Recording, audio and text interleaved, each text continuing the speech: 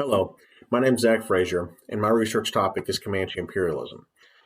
The secondary sources I've consulted are Comanche Society Before the Reservation by Gerald Beatty, War of a Thousand Deserts by Brian DeLay, Comanches, The History of a People by T.R. Fredbrock, Empire of the Summer Moon by S.C. Gwynn, and The Comanche Empire by Pekka Hämäläinen.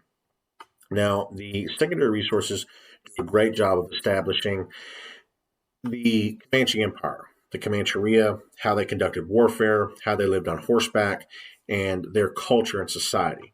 The Comancheria was this area of the American interior, the North American interior that spanned from northern Mexico through most of Texas, through most of Oklahoma, through half of New Mexico, and into southern Colorado, an area roughly the size of present day France, a huge geographic territory.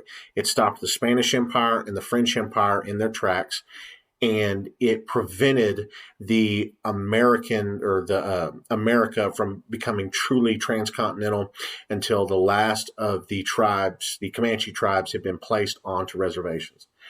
And so the secondary literature speaks to how large of an impact they had on a geopolitical scale. However, they do not talk about their use of violence specific. They do bring up these instances. Some sources gloss over it. Other sources kind of stop and revel in it and really get into the nitty gritty of their forms of torture and killing, and they're very vibrant about it. But these sources often suggest that these tribes are savage and brutal. And I don't believe it does the Comanche justice, because on one end, you have a West-centric view that shows them as incredibly violent, and they use this violence indiscriminately. They use this violence indiscriminately. Men, women, and child killed flippantly.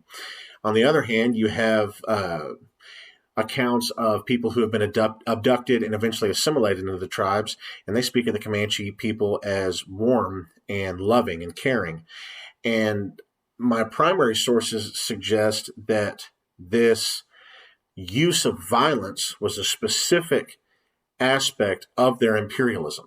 It's how they conducted themselves politically.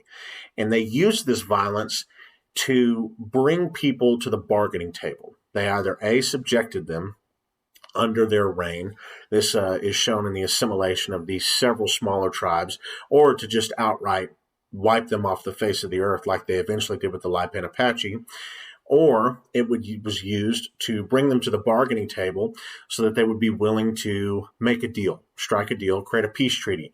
And this peace treaty was often unilateral and heavily biased towards the Comanche, because the Comanche were the ones conducting such horrible acts of violence that were targeted and specific in order to subjugate whoever they were eventually going to do business with. And when I say do business with, I'm talking about communities like Taos and like San Antonio that became essentially colonies of the Comanche Empire, with the Spanish paying regular tribute and giving exclusive trade rights. Specifically, we're going to talk about the primary document that speaks to San Antonio.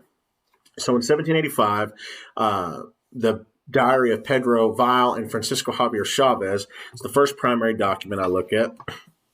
And Pedro Valle lived with the Comanche as a blacksmith and a tradesman for several decades and knew them intimately. Francisco Javier Chavez lived with them after he was abducted at 8 and completely assimilated into the tribe until his family died from a smallpox epidemic in 1824.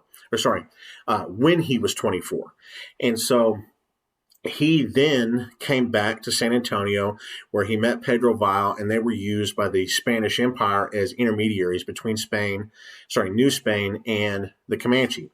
And this ended a 30-year period of violence. And when they eventually signed this treaty in 1785, it gave exclusive trade rights through the Comancheria, which they would take a tax from. It included regular tribute between New Spain and the Comanche, essentially a bribe to not attack and to keep the peace.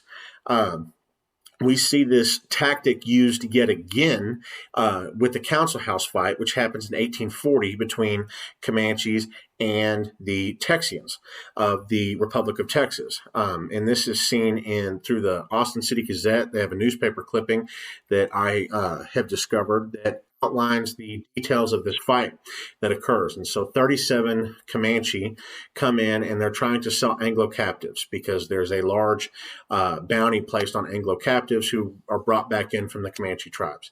And one of these captives they brought in was Miss Lockhart, a woman with the last name Lockhart. And Susan Lockhart came in and she was horribly beaten head to toe, and her face, her nose had been completely burned off. And she's from San Antonio. These are her friends and family who saw her. And so naturally they came to go get her. And she spoke of horrible mistreatment and sexual assault. And the Comanche seemed to kind of, parade her around and kind of show her off as a way of saying, do business with us, create a peace treaty that is lucrative for us economically and power and gives us more power, or we'll do this to more of our captives, more of your people. And this kind of had a reverse effect. The Texians grabbed their guns. A fight broke out. Several Anglos were killed, but the entire Comanche party were killed. This resulted in the death of all the captives, horrible torture, and they left a very lasting impression between the Texians, eventually the Americans, and the Comanche people. And so this is where this political use of violence kind of backfired on them. And then my last primary resource that I look at is from inside the tribe. It's from Nelson Lee, who was a Texas Ranger who was captured in 1855. And he gets an inside look at the tribe as he's kept captive for 3 years. And he describes them using this exact type of violence to assimilate him to the tribe and subjugate others and use this as kind of a political tool of their use of violence. And so this is the research I've found so far. I hope you enjoyed this. I would really look forward to your suggestions and questions. Thank you.